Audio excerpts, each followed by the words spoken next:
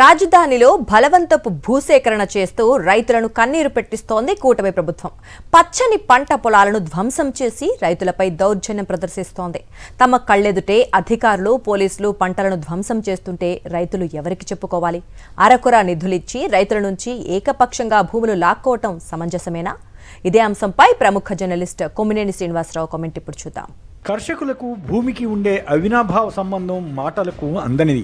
ఆ భూమిని నమ్ముకుని రైతు జీవనం సాగిస్తాడు. పంటలు వేసుకుని పసిపిల్లాడిని సాగుతున్నట్లుగా చూసుకుంటాడు. అలాంటి పంట పొలం నాశనం అవుతుంటే విలవిల్లాడిపోతాడు. ఏపీ రాజధాని అమరావతిలోని కొన్ని గ్రామాల్లో రైతులు పడుతున్న ఆవేదన, వారికి ఎదురవుతున్న దారుణమైన అనుభవం చూసేవారి కంట నీరు తెప్పిస్తుంది. సడన్గా ప్రభుత్వ అధికారులు, పోలీసులు వచ్చి పంటలను వారి కళ్ళెదుటే ధ్వంసం చేస్తుంటే రైతు మహిళలు ఎవరికి చెప్పుకోవాలి?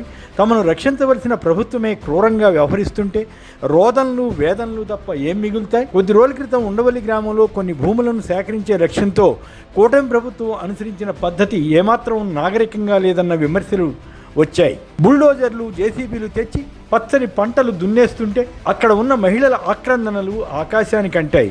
అక్కడికి సమీపంలోనే ముఖ్యమంత్రి చంద్రబాబు నాయుడు నివాసం ఉంది. ఈ రైతుల ఆక్రందనలు ఆయనకు వినిపించలేదా అంటే ఏం చెబుదాం? ఇదే తరహాలో ఎక్కడైనా గతంలో వైసీపీ పాలనలు జరిగి ఉంటే అప్పట్లో ప్రతిపక్ష నేతగా ఉన్న చంద్రబాబు నాయుడు ఎన్ని ఆరోపణలు చేసేవారో చెప్పలేం.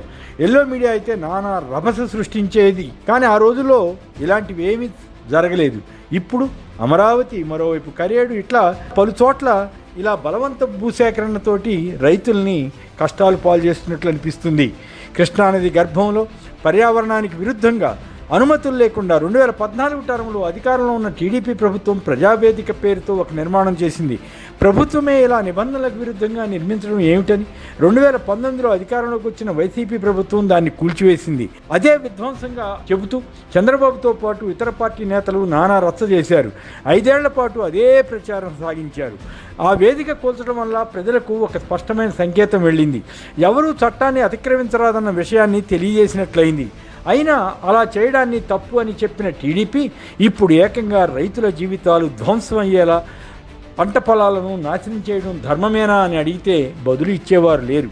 పైగా ఎల్లో మీడియా అలాంటి అకృత్యాలకు అండగా నిలబడి ఆ వార్తలను కప్పిపుచ్చే యత్నం చేస్తోంది.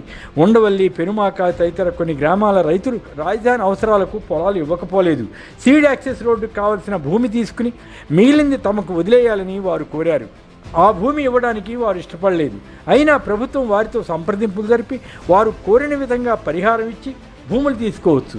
అలా కాకుండా మార్కెట్ రేట్ కన్నా తక్కువ మొత్తాన్ని ఏకపక్షంగా వారి ఖాతాల్లో జమ చేసి భూములు లాక్కోవడం సమంజసమేనా? అందులోనూ 2-3 నెలల్లో పంటలు వచ్చే వరకు ఆగకుండా వాటిని పాడు చేయడం ద్వారా ప్రభుత్వం ఏమి సాధిస్తుంది? రైతులను ఏడిపించడం తప్ప. కొందరు మహిళలు కూటమి ప్రభుత్వానికి శాపనార్థాలు పెడుతున్న తీరును అంతా గమనించారు. గత కొన్ని నెలలుగా ఈ గ్రామాల రైతులను రకరకాల రూపాల్లో ప్రభుత్వం వేధించింది. ల్యాండ్ పూలింగ్కు ఈ రైతులు భూములు ఇవ్వలేదు. అయినా వీరి భూములను ఎల్పీఎస్ కింద వేరే వారికి ప్లాట్లుగా కేటాయించింది. ఈ అధికారం ప్రభుత్వానికి ఎక్కడిదని ఎవరూ జవాబివ్వరు.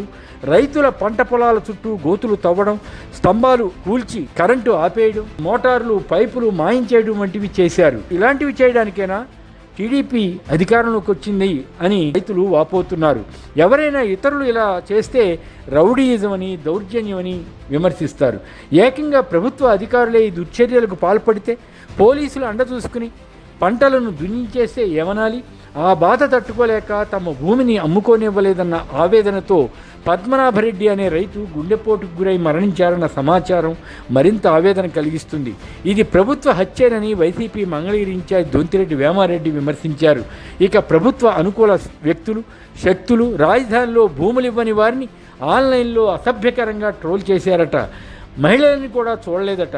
ఇలాంటి వాటిపై ప్రభుత్వం చర్యలు తీసుకోదు. సోషల్ మీడియాపై నిత్యం చంద్రబాబు తదితరులు నీతులు చెబుతుంటారు. ఈ రైతులు ఎవరు కోర్టుకు వెళ్లకుండా సెలవు దినాల్లో ప్రభుత్వ అధికారులు ఈ పనికి తెగబడ్డారు. ఇప్పటికీ కోర్టుల్లో కేసులు పెండింగ్లో ఉన్నాయట.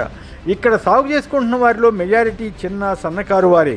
50,000 ఎకరాల భూమి అందుబాటులో ఉన్న అక్కడ నిర్మాణాలు ఇంకా కొలిక్కి రాకపోయినా బలవంతంగా తక్కువ పరిహారం ఇచ్చి తమ భూములు లాక్కున్నారని రైతు మహిళలు వాపోతున్నారు. ఉండవల్లి, పెనుమాక వంటి గ్రామాల్లో రాజధానితో సంబంధం లేకుండానే భూముల విలువ కోట్లలో ఉంది. ఆ సంగతి అందరికీ తెలుసు. ఒక రైతును ఏడిపించి భూమిని తీసుకున్నా తాను అంగీకరించబోనని గతంలో భీకర ప్రతిజ్ఞలు చేసిన ప్రస్తుత ఉప ముఖ్యమంత్రి పవన్ కళ్యాణ్ కనీసం ఈ రైతు మహిళలకు సానుభూతి కూడా తెలిపినట్లు కనిపించలేదు. ముఖ్యమంత్రికి దౌర్జన్యాలు సరికాదని చెప్పలేకపోయారు. కొన్నాళ్ల క్రితం ఉండవల్లి రైతుల బాధలు వినడానికి వెళుతున్న వైసీపీ నేతలపై టీడీపీ గూండాలు దాడి చేసి అడ్డుకున్నారు. ఈ పరిస్థితి బహుశా దేశంలో మరే రాష్ట్రంలోనూ ఉండదేమో. ఒకప్పుడు ఢిల్లీ సమీపంలో భూసేకరణపై జరిగిన రగడ దేశవ్యాప్తంగా సంచలనమైంది. కాంగ్రెస్, బీజేపీ, తెలుగుదేశం తదితర పక్షాలన్నీ కలిసి కొత్త భూసేకరణ చట్టాన్ని తెచ్చి మార్కెట్ రేటుకు 3 రెట్లు అధికంగా రైతులకు పరిహారం ఇవ్వాలని నిర్ణయించారు. ఇప్పుడు అవే పార్టీలు ఆ చట్టంతో సంబంధం లేకుండా ల్యాండ్ పూలింగ్ అనే విధానాన్ని కనిపెట్టి రైతులను మభ్యపెట్టి భూములు తీసుకుంటున్నాయి. దీనివల్ల ఎక్కడైనా కొద్ది మందికి ప్రయోజనం కలిగిందేమో తెలియదు, కానీ ఎక్కువ మంది నష్టపోతున్నారు. దానికి అమరావతి భూసేకరణే ఉదాహరణ కావచ్చు. కూటమి ప్రభుత్వం రైతుల పట్ల, మహిళల పట్ల కనికరం లేకుండా ప్రవర్తించడం మాత్రం అత్యంత బాధాకరం అని చెప్పాలి. మరిన్ని అప్డేట్స్ కోసం ఛానల్ ను సబ్స్క్రైబ్ చేయండి. నోటిఫికేషన్స్ కోసం బెల్ ఐకాన్ పై క్లిక్ చేయండి.